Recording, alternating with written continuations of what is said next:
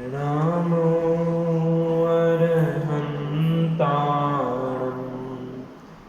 नमो सिद्धाणं नमो आयर्याणं नमो वज्रायाणं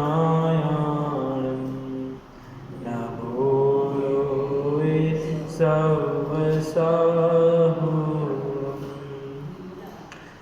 मंगलम भगवान वीरो मंगलम गौतमो गणी मंगलम कुंद कुंदाद्यो जैन धर्मोस्तु मंगलम सर्वमंगलमांगल्यं सर्वकल्याणकारकं प्रदानं सर्वधर्माणां जैनं जयतु शास्त्रं जैनं जयतु शास्त्रं वन्दितु सर्वसिद्धे ध्रुवमचलमनोभवं वोच्छामि समय पाहुण मेणमो सुध केवली भणिदम् मंगलमय मंगलकरण वीतराग विज्ञान नमो ताहि जाते भये अरहंतादि महान करि मंगल करियो महा ग्रंथ करण को काज जाते मिले समाज सब पावे निज पद राज। मोक्ष मार्ग प्रकाशक ग्रंथ आचार्य कल्प पंडित टोडरमल जी द्वारा रचित।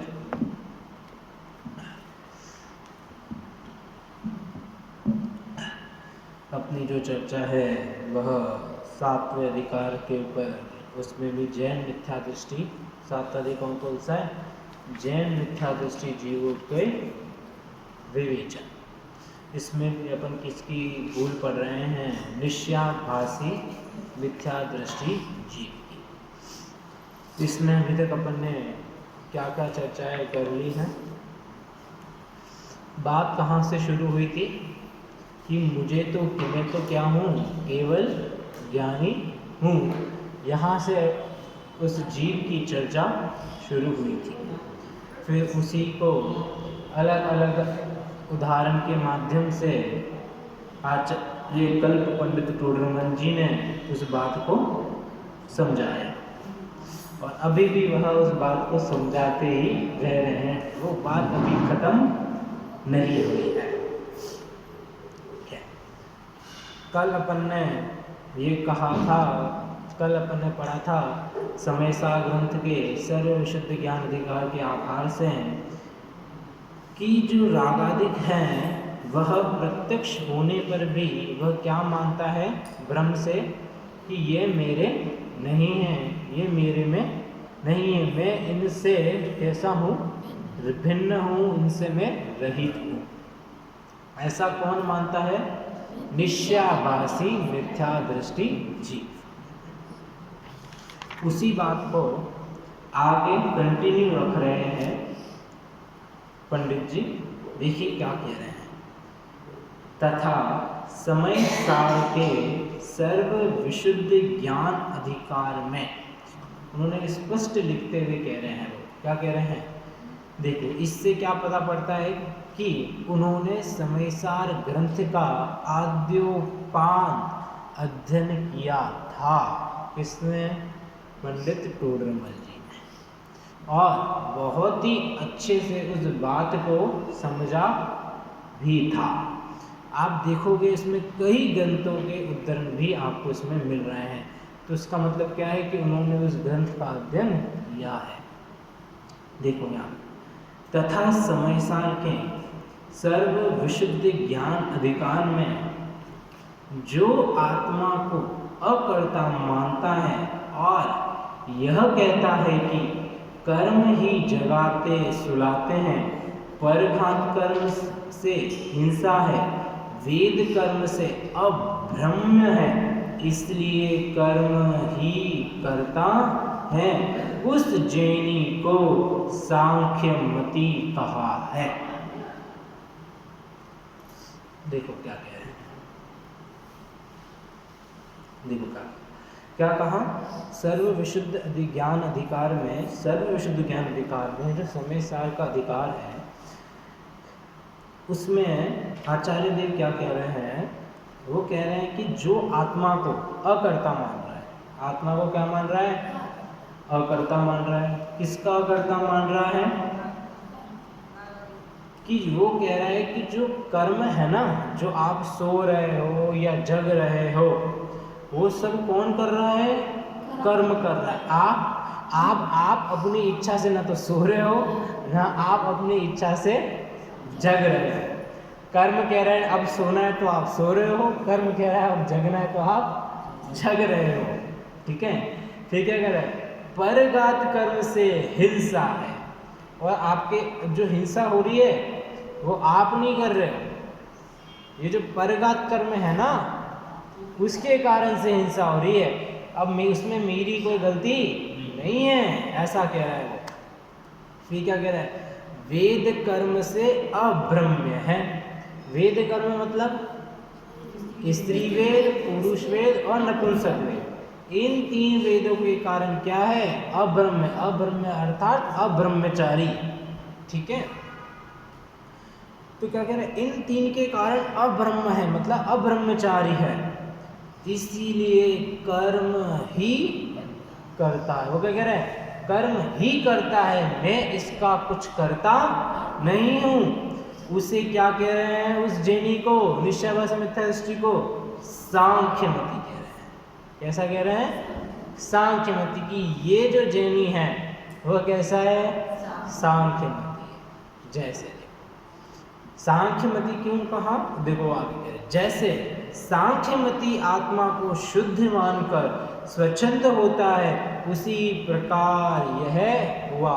सांख्यमति क्या करता है कि मैं तो एकदम शुद्ध हूँ, मुझे तो कभी कोई कुछ गलत, मैं तो एकदम पवित्र, मैं तो कभी अपवित्र होता नहीं, जो चाहूँ वो मैं कर सकता हूँ, जो चाहूँ वो करो, पर लेकिन मैं तो इसका करता हूँ नहीं, ऐसा मान ले तो वो कौन है, सांख्यमति है। जैसे अगर आप जैन होकर के अगर आप आलू प्याज खाते हैं, मंदिर नहीं आते हैं, तो आप अजैनी हो। क्यों, देखो सामान्य जैन होने के सामान्य 3 लक्षण का है। क्या है, दिन में भोजन, छान कर पानी और प्रतिदिन देवदर्शन। ये अगर आप करते हो तो आपको व्यवहार से हम जैनी हम आपको कह सकते हैं। आप जैन कुल में पैदा होने से जैन नहीं हो। और जैन की परिभाषा क्या है, जो जिन आज्ञा को माने सो जैन। मतलब अगर कोई पंजाबी अगर जैन धर्म के नियमों को फॉलो करता है तो वह क्या होगा, जैन ही कहलाएगा। अगर कोई मुसलमान अगर जैन धर्म को अंगीकार करके उसके नियमों को पालन करता है तो वह क्या कहलाएगा, जैनी कहलाएगा। और अगर आप जैन कुल में पैदा होने के बाद भी अगर जैन धर्म के नियमों को पालन नहीं करते हैं और जिन आज्ञा का पालन नहीं करते हो तो आप जैन नहीं हो, तो आप जैन नहीं हो। तो आप स्वयं अपनी अपनी परीक्षा कर लेना कि आप कितने जैन हो या नहीं हो। देखो, और इसमें वो वाला नहीं चलेगा कि भैया मैं 50% तो जैन हूँ और 50% नहीं हूँ, ऐसा नहीं। या तो 100 या तो 0। क्या बोला, या तो 100 या तो 0। ठीक है, बीच में 1%, 2%, 3%, 50%, 60% का कोई सिलसिला नहीं है। अगर मोक्ष होगा तो पूरा होगा, 50% मोक्ष होगा, 50% संसार में रहोगे तो ऐसा नहीं होगा। ठीक है, हाँ देखो क्या कह रहे हैं, सांख्य मति का, किसको,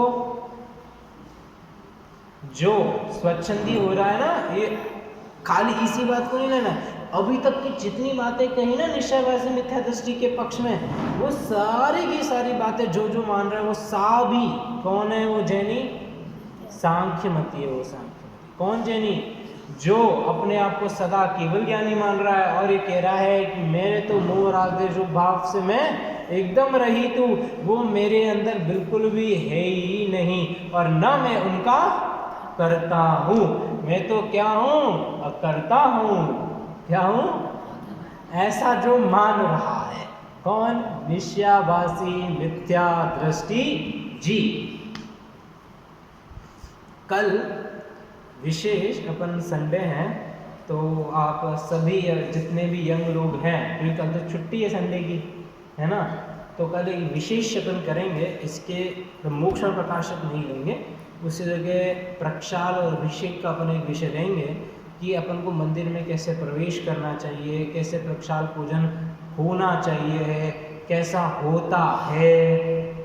नहीं, भूल नहीं बताऊंगा, मतलब मैं कहना चाहता हूँ पहले मतलब जब भगवान, जब तीर्थंकर का जन्म होता है ना, तब कैसी चीज़ें होती है वो लूँगा, उसके बाद उसकी चर्चा नहीं कर रहा कि अपन क्या भूल करते हैं, उसकी चर्चा नहीं कर रहा, है ना। वो उस समय कैसी क्या चीज़ें होती है, देव कैसी क्या व्यवस्था करता है, वो सुनने लायक चीज़ है। जन्म कल्याणक होता है, फिर तप कल्याणक होता है, फिर ज्ञान कल्याणक होता है, फिर मोक्ष कल्याणक होता है। तो वो सब चीज़ें कैसे होती है वो अपन एक देखेंगे, है ना। देखो, हाँ अभी अपनी चर्चा चल रही है सर्व विशुद्ध ज्ञान अधिकार समय सारक से, है मोक्ष प्रकाशक ग्रंथ, लेकिन उसमें चर्चा चल रही है समय सार के सर्व विशुद्ध ज्ञान अधिकार की।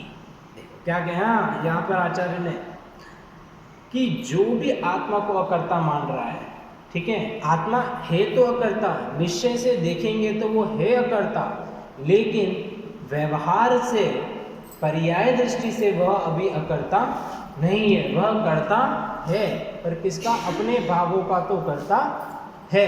और जो मोह राग द्वेष भी भाव जो उसके स्वयं के जो परिणाम हो रहे हैं, जो उसके जो भाव हो रहे हैं उसके अंदर, उसका तो वो करता है ही है।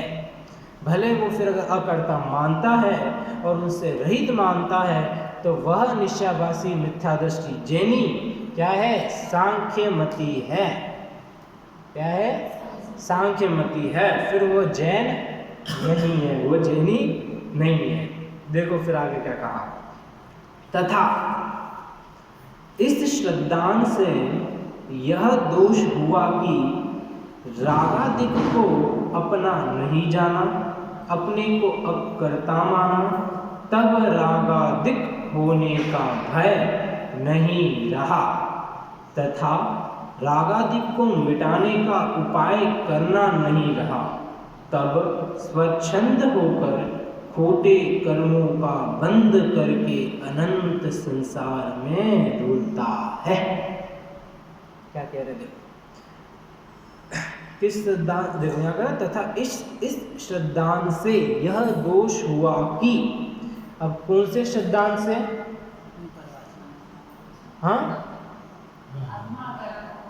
कि जो आत्मा को जो अकर्ता मान रहा है और जो रागादि से भिन्न मान रहा है अपने को, जो वेद कर्म आदि से अपने को रहित मान रहा है, भिन्न जान रहा है, जो उस श्रद्धांत से यह दोष हुआ। कौन सा दोष हुआ, कि रागादिक को अपना नहीं जाना। जो रागादिक को इसे क्या कह रहे हैं, ये तो मेरे नहीं है, अपने को अकर्ता माना, ये सारे दोष हो रहे हैं। कौन कौन से, पहला दोष, अपने रागादिक को अपना नहीं जान रहा है, जबकि स्वयं कर रहा है, प्रत्यक्ष में दिख रहा है कि वो स्वयं कर रहा है, फिर भी अपना नहीं जान रहा। दूसरा, अपने को अकर्ता मान रहा है, ये जो परिणाम हुए ये मैंने नहीं किए, ये तो ऑटोमेटिक हुए, तो इसका अपने को अकर्ता मान रहा है। ये कौन सा है, दूसरा दोष। तीसरा, तब रागादिक होने का भय नहीं रहा। अगर वो ये जब मान लेगा कि मैं इनसे रहित हूँ और मैं इनको करने वाला ही नहीं, तो वो जो भय है ना वो क्या हो जाएगा, भय रहित हो जाएगा। फिर उसे किसी भी प्रकार का कोई भी भय नहीं रहेगा। कैसा भय नहीं रहेगा, बताओ कैसा भय नहीं रहेगा? अरे यार उसमें देख के क्या बता रहा हूँ, मैं पूछ रहा हूँ कैसा भय नहीं रहेगा उसमें, उसमें थोड़ी लिखा है कि कैसा भय नहीं रहेगा। मैं पूछ रहा हूँ कि कैसा भय नहीं रहेगा। जैसे बच्चा जब कोई गलती करता है ना, जैसे कोई मायाचारी है, कोई चीटिंग, तो उसको एक डर बैठा रहता है अंदर कि यार मैं पकड़ा ना जाऊँ, मैं पकड़ा ना जाऊँ। तो अब जो ऐसा भय रहेगा ना आपके अंदर कि भाई मैंने चोरी कर ली, मैंने चोरी करी तो उसके मेरे को पाप लगेगा चोरी का। तो वो जो भय था ना कि भाई अगर मैं चोरी करूँगा तो मुझे पाप लगेगा और मुझे दुखी होना पड़ेगा और मैं नरक में चला जाऊंगा, तो वो भय चला जाएगा। फिर क्या, फिर वो भय चला जाएगा। फिर जो आप गलती कर रहे हो ना वो आप फिर खुल के करोगे। जैसे समझो जैसे कोई बच्चा है, ठीक है, अगर वह सिगरेट या मदिरा का पान करता हो, ठीक है, वो उसे भय है कि मुझे मेरे पेरेंट्स या मेरे परिवार वाले ना देख ले, वो छुपके छुपके अपने दोस्तों के साथ करता था, ये उसके अंदर भय था, ठीक है।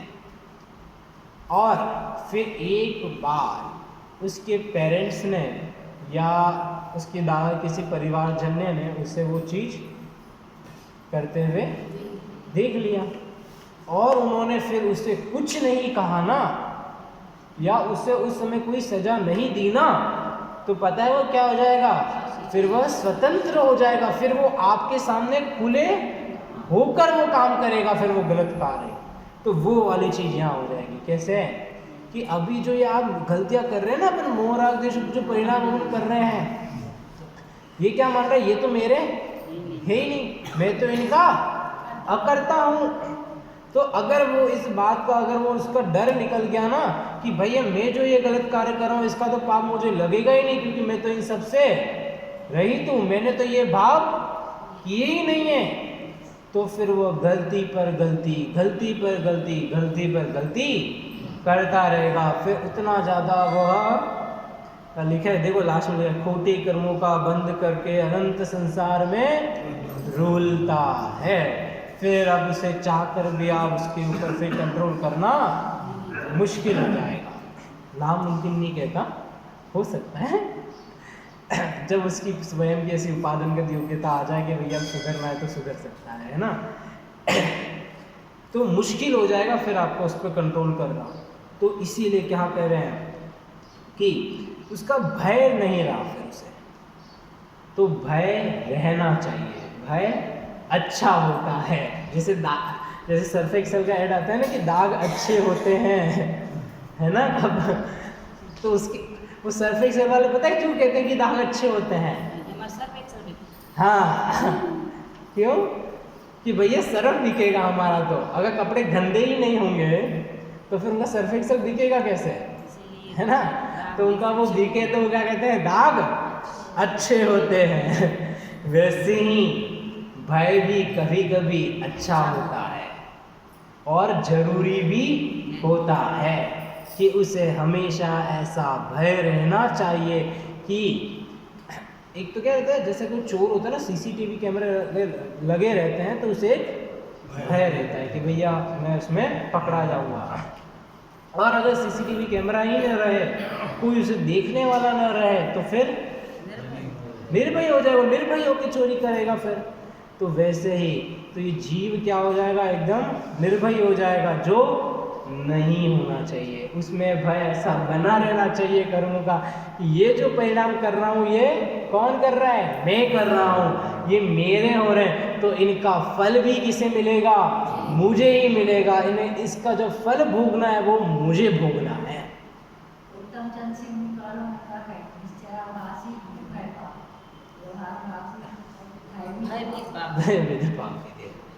है ना। तो अपन को भय होना भी चाहिए और नहीं भी होना चाहिए। निर्भय तो कैसा होना चाहिए? अगर निर्भय, इसके जैसा निर्भय नहीं होना चाहिए, ठीक है। निर्भय कैसा होना चाहिए? भूत प्रेत आ जाए तो भैया उससे डरना आपको नहीं चाहिए कि भैया भूत प्रेत वगैरह नहीं होते हैं। पर अगर आप कोई गलती करते हो तो उस समय आपको ऐसा भय अवश्य होना चाहिए कि मुझे इन पापों का फल भोगना ही पड़ेगा। अपनी अपनी करनी का फल सबको मिलता है। इस जन्म में ना मिले पर भव में मिलता है। पर देख लो, इसमें जो लाइन है ना, इस भव में ना मिले पर भव में मिलता है। पर आजकल जो व्यवस्था है ना, वो थोड़ी फास्ट हो गई है। वो आपको अब अगले भव तक का वेट नहीं किया जाएगा, इस भव का फल इसी में आपको दे देते हैं, ठीक है। तो आपके जो प्रोसेस है ना पाप वाली फल वाली, वो अब कोई लेट तक रुकेगी नहीं, ठीक है। तो आपके अंदर ऐसा भय होना ही चाहिए। क्या कह रहा है? रागादिक को मिटाने का उपाय करना नहीं रहा। जब वह निर्भय हो गया ना कि रागादिक मेरे हैं ही नहीं, मैं इसका करने वाला हूँ नहीं, तो फिर मैं अब इनको मिटाने का उपाय भी नहीं करूँगा। इसका मतलब मैं फिर क्या करूँगा? संसार में ही घूमता रहूँगा। क्योंकि जब तक वो ये नहीं मानेगा, जैसे समझो अगर आप जब तक अपने आप को ये नहीं मानो कि भाई मुझे ये बीमारी है, तब तक उस बीमारी को दूर करने का उपाय आप कैसे करोगे? है ना। आपको डॉक्टर बता भी रहा है कि आपको यह बीमारी है, पर आप क्या कह रहे हो? नहीं डॉक्टर, आप भले होंगे डॉक्टर, पर मैं डॉक्टर हूँ, मैं खुद भी डॉक्टर हूँ, मैं कह रहा हूँ नहीं है ना मुझे ये बीमारी। मैं तो इस डॉक्टर के पास जाकर ये बोलो कि इस बीमारी से मैं तो एकदम अलग भिन्न ज्ञान स्वभावी भगवान आत्मा हूँ, तो डॉक्टर बोलेगा जाओ यहाँ से। ठीक है, बोलेगा आपको एक विशेष बीमारी और है, आप साइकोलॉजिस्ट के पास जाओ। ठीक है, तो क्या कह रहे हैं? पहले तो उस बीमारी को मानना जरूरी है। जब तक अगर आप उस बीमारी को मानोगे तभी तो उसका उपाय होगा। तो वैसे ही इस संसार में आप जो भ्रमण कर रहे हो ना, तो उसका कारण क्या है? रागादिक रूप भाव।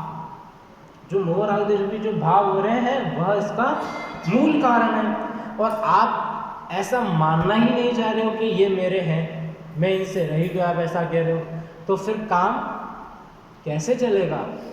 तो आपको ये पहले तो ये मानना अति आवश्यक है कि यह जो कर्म है, ये जो ये भाव हो रहे हैं मेरे मोह राग द्वेष रूपी, ये मेरे हैं, मैं इनका करने वाला हूँ। तब जाके आप इसका उपाय करोगे। किसका उपाय? इनको मिटाने का उपाय। ठीक है, किनको मिटाना है? मोह राग द्वेष रूपी भावों को मिटाना है। ज्ञान दर्शन को मिटाना है? नहीं। ठीक है, उन्हें नहीं मिटाना। आप चाहोगे तो भी मिटा नहीं सकते। किसको? ज्ञान दर्शन को। ठीक है, देखो फिर क्या कहते हैं, मिटाने का उपाय करना नहीं रहा। जब तक वो इस बात को ही नहीं स्वीकार रहा कि ये मेरे हैं, तो इसका उपाय, उनको दूर करने का उपाय भी वह नहीं करेगा। तब स्वच्छंद होकर, क्या बोल रहे हैं? स्वच्छंद हो जाएगा वो एकदम से, और होकर खोटे कर्मों का बंद करके अनंत संसार में घूमता है। मतलब अब जब उसे कोई डर ही नहीं रहा, किसी प्रकार का कोई भय नहीं रहा, उसे ये रहा ही नहीं कि भैया कोई बीमारी मुझे है, तो वो क्या हो रहा है? स्वच्छंद होकर सभी गलत कार्य कर रहा है।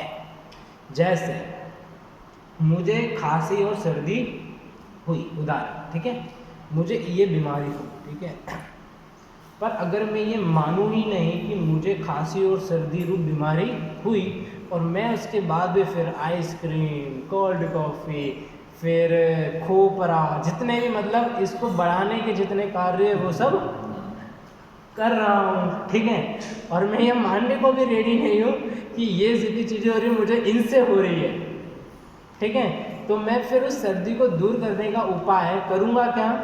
फिर वो आपकी उकाली में नहीं लूँगा, मुझे तो फिर वो कोल्ड कॉफी ही चाहिए होगी, ठीक है, मुझे तो बर्फ ही चाहिए, ठीक है। तो हुआ क्या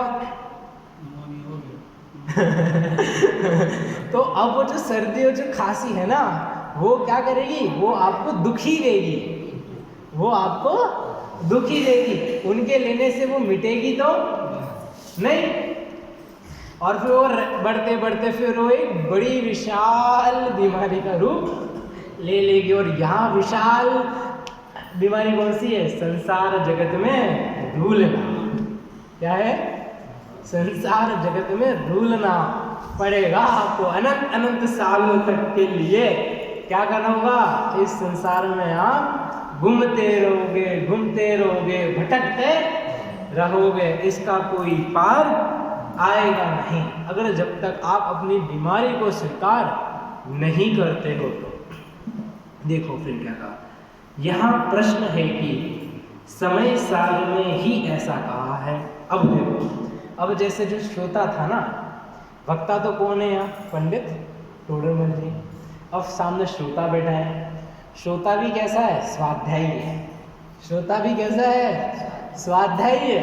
वो क्या कह रहा है, पंडित जी आप जो जिस बात को आप नकार रहे हो ना, ये बात तो समय सार में ही कुंद आचार्य देव कह रहे हैं। कुंद आचार्य देव ने क्या कह रहे हैं, वर्णाध्यावा राग मोहादयो वा भिन्ना भावा सर्व एवास्य पुंसः। समय सार कलश 37 नंबर का कलश है ये। देखो उसमें क्या क्या करना, देखो इसका अर्थ क्या है, पहले तो है ना, इसमें प्रश्न है ये इसका, श्रोता का, वो भी स्वाध्याय जीव है, तो वो बोल रहा है, पंडित जी आप जिस बात को नकार रहे हो ना, ये बात तो खुद कुंद आचार्य देव ने कही, तो आप क्या कहना चाहते हो कि कुंद आचार्य देव ने गलत कहा क्या? हाँ, गलत नहीं कहा होगा, इतने बड़े आचार्य हैं तो देखो क्या कह रहे हैं सर, वर्णाधिक अथवा रागाधिक भाव हैं, वे सभी इस आत्मा से भिन्न हैं। वर्णाद्या व राग मोहादयो वा भिन्ना, मतलब जो वर्णाधिक भाव है, जो राग मोह रागाधिक भाव जो है, वह सब कैसे, वा भिन्ना, मतलब वे सभी इस आत्मा से भिन्न है। तथा वही रागादिक को पुद्गलमय कहा है, सर्व एवास्य पुंसः, पुंसः मतलब पुद्गल, ठीक है, कि वही रागादिक को पुद्गलमय कहा है। तथा अन्य शास्त्रों में भी आत्मा को रागादिक से भिन्न कहा है, सो वह किस प्रकार है। देखो ऊपर अपन ने क्या पढ़ा कि जो रागादिक है, जो निश्चयवासी मिथ्या दृष्टि क्या मान रहा था कि जो रागादिक रूप जो परिणाम है, मोहराग देश रूपी परिणाम, वो मेरे नहीं है, मैं उनसे भिन्न हूँ।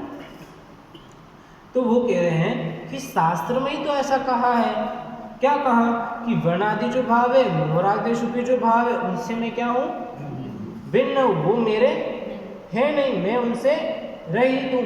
तो फिर आप ऐसा क्यों कह रहे हो कि वह मेरे ही है, मैं उनसे भिन्न नहीं हूँ? आप मेरी भूल बता रहे हो ना, तो किस प्रकार है वह मेरी भूल, वह जो भूल है वह मेरी भूल किस प्रकार से है?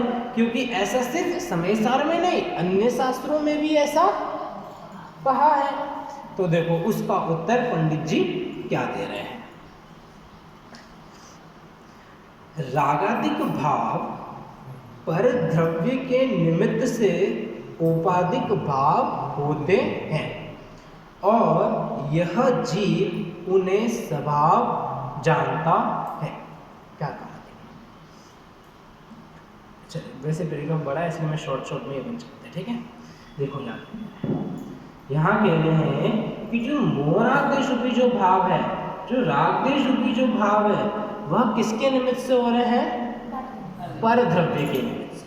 किसके निमित्त से हो रहे हैं? पर द्रव्य के निमित्त से हो रहे हैं। भले फिर किसी मोबाइल को देख के हो रहे हो, या अपने बेटे को देख के हो रहे हो, या अपने पति को देख के हो रहे हो, भले अपने पिताजी को देख के हो रहे हो, ठीक है, कैसे भी हो रहे हैं, पर हो किसके लिए?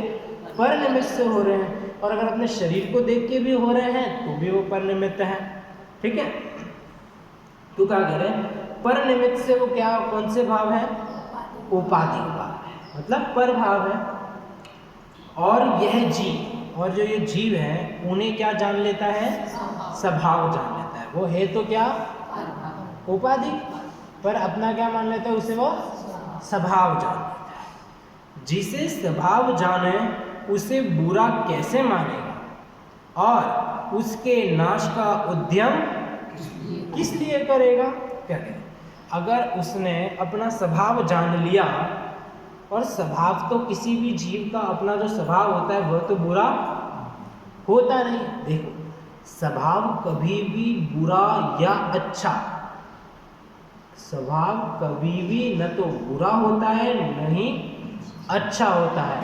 स्वभाव होता है, देखने की दृष्टि पे डिपेंड करता है कि आप उसे कैसे देख रहे हो। नहीं, लेकिन किसी अपन कहते तो है कि इसका स्वभाव अच्छा नहीं है, बिल्कुल ना बात अच्छी हो, वो तो विभाव है। स्वभाव मतलब जैसे समझो, उदाहरण के तौर पर, उदाहरण थोड़ा अच्छा नहीं है, खराब है, बट सुनना।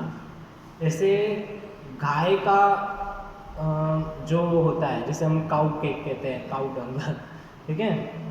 अब मुझे बताओ, वह जो है ना, वो अच्छा है या बुरा है।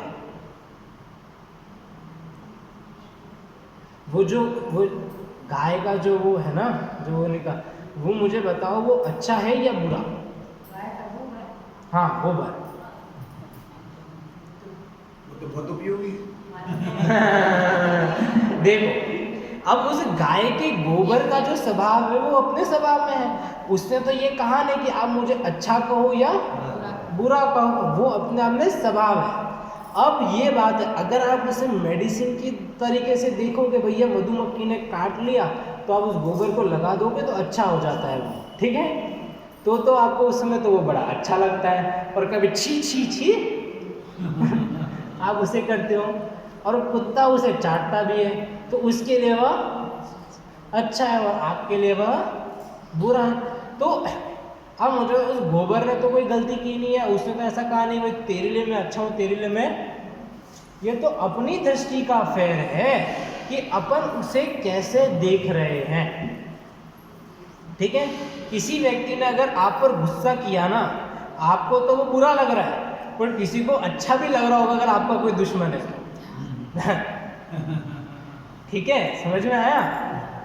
तो मतलब स्वभाव अच्छा या बुरा नहीं होता, स्वभाव होता है। उसे देखने की जो दृष्टि है उसमें फेरफार होता है कि आप उसे अच्छा देखते हो या आप उसे बुरा देखते हो। तो उसकी बात चल रही क्या, कि भाई जो मेरा स्वभाव है, मैं तो उसे कभी भी बुरा कहूँगा नहीं। मेरा स्वभाव तो मेरे लिए कैसा है, अच्छा है। तो अच्छा है तो मैं फिर उसको कभी भी दूर करने का उपाय, अगर मैं ये मान लूँ मेरा जो गुस्सा है वो बहुत ही अच्छा गुस्सा है, तो मैं फिर इस गुस्से को दूर करने का उपाय करूँगा ही नहीं। क्यों? क्योंकि मैं ये मान रहा हूँ कि भैया ये चीज़ बुरी ही नहीं है, तो मैं इसे छोड़ूंगा ही, क्यों? जैसे शुगर पेशेंट है, जिसे शुगर है, उसके लिए जो शक्कर है या कोई भी जो मीठी चीज़ है वह क्या है, उसके लिए जहर है, मतलब बुरी है। पर अगर वह ये मान ले ये तो मेरे लिए बुरी है ही नहीं, तो फिर वो उस मिठाई को छोड़ेगा क्या? नहीं छोड़ेगा। वो दूसरी तरफ इधर मिठाई खाएगा, उधर दवाई लेगा, लेकिन मैं मिठाई तो नहीं छोड़ूंगा ठीक है। और सुनाता हूँ बहुत अच्छे एक इसी से रिलेटेड एक उदाहरण देता हूँ, रियल उदाहरण है। खनियादाना शिविर, प्रशिक्षण शिविर चल रहा था। खनियादाना आपके एमपी में ही है वहाँ शिविर चल रहा था, 18 दिन का शिविर था, नाम नहीं लूँगा उस व्यक्ति का रसगुल्ले का हो या चमचम जो होते हैं जैसे चाशनी बनी रहती है, वो उस दिन एक दिन मिठाई बनी थी। अब उस सामने वाले व्यक्ति को क्या थी, शुगर थी। उसने जो क्या, इतनी हंसी आई है, उसने क्या किया, उस रसगुल्ले को लेकर ऐसे निचोड़ा फिर ऊपर से पानी डाल के और उसमें से जितनी चाशनी थी ऐसा पूरा यूं यूं करके निकाल दिया और फिर उसको खा लिया। मतलब आप सोचो उसको रसना इंद्री की कितनी ललुपता होगी। देखो वो चीज ने अपना स्वभाव नहीं छोड़ा होगा। हाँ, रसगुल्ला आप कितना भी कोशिश कर लो, वो चाशनी एक बार पूरी भर गई तो वो कितनी निकालोगे आप, निकाल के भी आप उसमें से कितने कहीं तो अंश उसका रहेगा ही। तो क्या कहना चाह रहे हैं यहाँ पर, सुन देखो यहाँ क्या कहना चाह रहे हैं। अब वो जो मिठाई है ना, वो जो व्यक्ति है वो उस मिठाई को बुरा जानना ही नहीं चाहता है, वो उसको बुरा जानना नहीं चाहता। भाई मुझे तो कुछ भी हो, मेरे लिए तो ये खानी ही है, भले मेरे लिए ये कैसी भी हो हैं, दवाई खानी पड़े तो खाऊंगा, पर ये नहीं, जहर के लिए जहर खाना पड़ेगा तो खाऊंगा। क्या बोला? जहर के लिए जहर खाना, दवाई भी तो जहर ही है। ठीक है, अब देखो यहाँ क्या कह रहे हैं, उसका जो स्वभाव है अगर वो उसे बुरा जान ही नहीं रहा तो उसे फिर वो दूर करने का उपाय भी नहीं करेगा। इसीलिए यह सिद्धांत भी विपरीत है। अगर आप उसे ये जान लोगे ना कि ये तो मेरा स्वभाव है मोरादेश रूपी भाव करना, मोरादेश रूपी भाव करना मेरा स्वभाव है, ये तो मेरे ही परिणाम है, मैं तो आराम से छुल के करूं फिर तो, ठीक है। तो ये भी कैसा है? बुरा है, यह भी विपरीत है, ये ऐसा सिद्धांत भी विपरीत है। उसे छुड़ाने के लिए, किसे छुड़ाने के लिए? ऐसे सिद्धांत को कि भाई ये आपका स्वभाव है, जो मान बैठा है ना ये मोरादेश भाव मेरे ही है एकदम, निश्चय वैसे मित्र निश्चित तो कह रहा था कि मेरे है ही नहीं, पर उसको भी वहाँ पर भी आएंगे। पर अभी ये बात कर रहे हैं कि ये जो बात कही ना ऊपर वाले वर्णाध्यावा राग मोहादयो वा भिन्ना भावा सर्वे एवास्य पुंशः, ये जो बात कही ना उसके लिए बोल रहे हैं कि जो जीव ये मानकर बैठा हुआ है ना कि ये मेरे स्वभाव है, ये सब मोरादेश भाव मेरे, ये मैं इनका करता हूँ, इनको कभी मैं छोड़ना ही नहीं, कोई आवश्यकता नहीं है, जो ऐसा मान रहा है उसे छुड़ाने के लिए, उसे क्या छुड़ाना है? मोरादेश भाव छुड़ाने हैं उसे छुड़ाने के लिए स्वभाव की अपेक्षा रागादिक को भिन्न कहा है। देखो वो लास्ट में सार में बताऊंगा, क्योंकि अभी दूसरी अपेक्षा फिर आएगी, अभी एक और अपेक्षा आएगी, सुनना है ना, देखना। उसे छुड़ाने के लिए रागादिक को क्या कह रहे हैं? भिन्न कह रहे। जो अपने जैसे जो अनादि मिथ्यादृष्टि जीव है ना, अग्रहित मिथ्यादृष्टि जीव जो अनादि से वैसे मान बैठे शरीर और आत्मा को एक मान बैठे, मोरादेश भावों को अपना ही भाव मान रहे और अपने ही स्वभाव में बिठा के रखा है, उन्हें अपन छोड़ना नहीं चाहते हैं। तो उन्हें कह रहे, उन्हें समझाने के लिए, किसे? उन्हें समझाने के लिए तो क्या कह रहे हैं कि भाई ये भाव तेरे नहीं है, तू इनसे भिन्न है, तो तुझे ये भाव क्या करने हैं? छोड़ने हैं, ये भाव का तुझे त्याग करना है, ठीक है। और निमित्त की मुख्यता से पुद्गल में कहा है। निमित्त किसका? क्योंकि परद्रव्य से हो रहे थे, कैसे? परद्रव्य से हो रहे थे ये भाव, तो उसका निमित्त था ना, तो उसकी निमित्त की अपेक्षा करके दिया, ये तो पुद्गल के भाव है। कैसे? पुद्गल में है, पुद्गल के ये भाव है, ये भाव तेरे नहीं है, तू इनसे भिन्न है।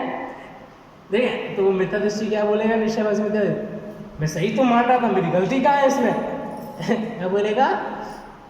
इसमें मेरी गलती कहाँ है? मैं सही तो मान रहा था, आप यही तो कह रहे हो, तो मैं सही मान रहा था, तो फिर आप मुझे क्यों कह रहे हो कि मैं गलत हूं? तो सुनो आगे। जैसे वैद्य रोग मिटाना तो चाहता है, यदि शीत की अधिकता देखता है तब उष्ण औषधि बतलाता है, और यदि आताप की मतलब उष्ण की अधिकता देखता है तब शीतल औषधि बतलाता है। जैसे उदाहरण, जैसे अगर आपको सर्दी हो जाती है तो आप गरम गरम उकाली लेते हो, ठीक है, और अगर आपको गरम गरम बुखार हो जाता है तो आप ठंडी ठंडी पट्टियाँ लगाते हो, ठीक है। तो वैसे ही आपने बात की, क्या, देखो उसी प्रकार श्री गुरु रागादिक छुड़ाना चाहते हैं।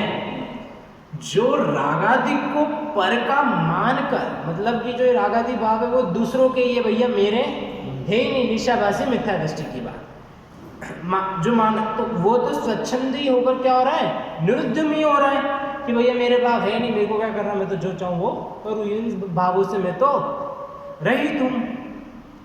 तो उसे उपादान कारण की मुख्यता से रागादिक आत्मा के हैं, ये समझाया। निश्चयवासी को जो कह रहे थे ना, भाई ये तेरे ही है, तू ही इसका करता है, तो वो क्यों कह रहे थे कि भैया तू तो स्वच्छंदी हो रहा है, इसको मान कर, तो स्वच्छंदी मत हो भैया, निरुद्धम ही मत हो, ये तो उपादान कारण की अपेक्षा से, उपादानगत योग्यता से तो तेरे ही है, तू ही इसका करता है, तू ही इसका करने वाला, और तू ही इसका भोगता भी है। क्या बोले, करता भी तू ही और भोगता भी तू ही है, और ये भी तेरे ही है भाव। ऐसा श्रद्धान कराया है किसको, निश्चयवासी भाई। तू जो ऊपर वाले जो लाइन कही ना, वर्णाद्यावा राग मोहादयो वा भिन्ना भावा सर्व एवास्य पुंसः, इस बात को लेकर के भैया तू छल ग्रहण मत कर। समय सार में जगह जगह इस बात को लिया है, छलम न गेतव्यम, क्या, छलम न गेतव्यम। अगर कहीं पर स्वाध्याय को, शुभ भावों को जहाँ हे भी कहा ना, तो वहाँ पर वापस कहा भैया इन बातों को से तू छल ग्रहण मत ग्रहण करना, छलम न गेतव्यम, छल ग्रहण मत करना। छल कैसा छल, अगर कई शुभ भावों को हे कह रहे हैं ना, तो वहाँ पे जो अपेक्षा है उसको तू समझना, उनको ये मानकर तू पूजन पाठ करना, मंदिर जाना, स्वाध्याय करना छोड़ना मत, वो तो तुझे करना ही है, शट आवश्यक है, पर वो किस अपेक्षा से छोड़ने योग्य कहा, निज आत्मा में लीन होना है, तुझे उसे देखना है, उस अपेक्षा से कहा कि भाई तुझे यहीं पे अटक नहीं जाना है। जैसे एक उदाहरण लेते हैं, जैसे कोई प्लेयर है जो स्पोर्ट्स खेलता है, ठीक है, खेल कूद खेलता है, जैसे उसने डिस्ट्रिक्ट लेवल जीत लिया, ठीक है, फिर वो स्टेट लेवल पे जाता है, फिर वो नेशनल लेवल पे, और फिर वो इंटरनेशनल लेवल पे, ठीक है। अपन को पूछना तो कहाँ है, इंटरनेशनल, यहाँ तक इंटरनेशनल लेवल, पर अगर वो स्टेट लेवल जीत कर ही उसी में अटक जाए तो कैसे काम चले, उससे उसका कोच क्या समझाएगा, उसका जो गुरु है, भाई अभी सिर्फ स्टेट लेवल से काम नहीं चलेगा, तुझे भी नेशनल भी जीतना है। फिर वो नेशनल जीत लिया, फिर बोलेंगे भैया तुझे सिर्फ नेशनल नहीं जीतना है, तुझे इंटरनेशनल भी जाना है, वो भी जीतना है, तुझे यहाँ पर ही अभी अटक नहीं जाना है, ठीक है। पर इंटरनेशनल खेलने लग गया, इसका मतलब ये नहीं कि फिर वो स्टेट लेवल छोड़ दे। स्टेट लेवल भी भैया वापस तुझे इंटरनेशनल खेलना है ना, तो वापस यही प्रोसेस है भैया कि तुझे डिस्ट्रिक्ट जीतना पड़ेगा, फिर स्टेट, फिर नेशनल, फिर इंटरनेशनल, ठीक है। तो ये क्या है, प्रोसेस है। तो भैया इंटरनेशनल खेलने लगे, इसका मतलब ये कि नहीं है कि जैसे क्रिकेट में समझो अगर आप इंटरनेशनल प्लेयर बन गए ना, तो इसका मतलब ये नहीं कि आप रणजी छोड़ दोगे क्या बोला, आप रणजी छोड़ दोगे तो ऐसा नहीं चलेगा। जैसे धोनी ने इंटरनेशनल के बाद वापस रणजी खेला है ना, तो वो छोड़ दोगे तो काम नहीं चलेगा। तो उनके लिए तो क्या कहा कि भाई कि तुम अभी जो ये है ना, जो ये पूजन पाठ आदि, इनको इसमें अटक मत जाना, इसी को धर्म मत मान लेना, इसके आगे भी तुझे बढ़ना है। तो वही बात यहाँ कही क्या कि भाई यहाँ बात कर रहे हैं कि जिसने मोह आदि भावों को अपना स्वभाव जान लिया कि भैया ये मेरे ही है, उसे तो क्या कह रहे कि तू इनसे भिन्न है। और जो ये मानकर स्वच्छंदी हो गया ना कि भाई ये मेरे तो है ही नहीं, मैं तो अब इनसे रहित हूँ, तो उन्हें कह रहे हैं कि नहीं भैया, उपागत योग्यता से तेरे ही है ये। वो तो हमने निमित्त अपेक्षा से कह दिया था कि ये उसके हैं, लेकिन उपादानगत योग्यता से तो ये तेरे ही है, तू ही इसका करता है, तू ही इसका भोगता है। तो देखो क्या है, ऐसा श्रद्धान कराया किसको? निश्चयाभासी मिथ्या दृष्टि को।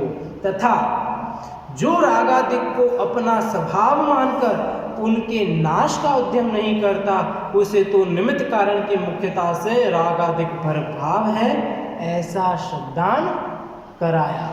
दोनों अपक्षा है, सार कर देता हूँ, फिर अपनी बात को यहीं विराम देंगे। देखो क्या कहा, देखो अपेक्षाएं समझनी है ना। देखो सबसे पहले क्या कहा, पहली अपेक्षा निश्चयाभासी मिथ्यादृष्टि जीव की कि वह ऐसा कह रहा था कि जो रागादिक रूप जो परिणाम है वह मेरे नहीं है, न मैं उनका करता हूँ और न मैं उनका भोगता हूँ। ठीक है।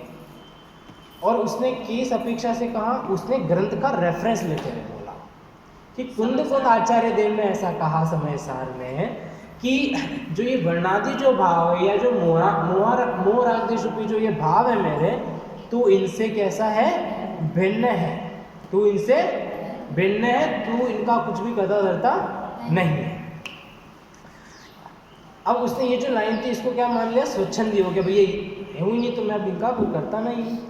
तो वो कह रहा है ऐसा आचार्य देव ने कहा है, तो उसमें मेरी भूल कहाँ है? तो उसका उत्तर पंडित टोडरमल जी ने क्या दिया, उन्होंने समझाया क्या कि क्या भाई कि स्वभाव जो मोहरागदेश रूपी जो भाव है, जो वर्णादि रूप जो भाव है, जिन जीवों ने इन्हें अपना स्वभाव मान लिया है और जिन्हें ये पता ही नहीं है कि ये मेरे अंदर बीमारी है, ये तो मेरा स्वभाव है, तो मैं इनको दूर कभी करने की इच्छा होगी नहीं, तो उनके लिए ये बात कही। और पर निमित्त के कारण पुद्गल का निमित्त होने से क्या कह दिया उन्हें?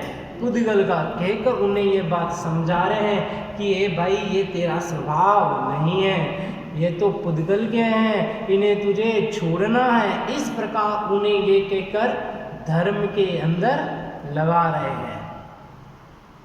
और तूने जो ये इस बात को एक देश ले लिया ना, तूने अनेकांतवाद नहीं, चातवाद अनेकांतवाद समझा नहीं, जो आचार्य देव कहना चाहते थे, तूने तो छल ग्रहण कर लिया।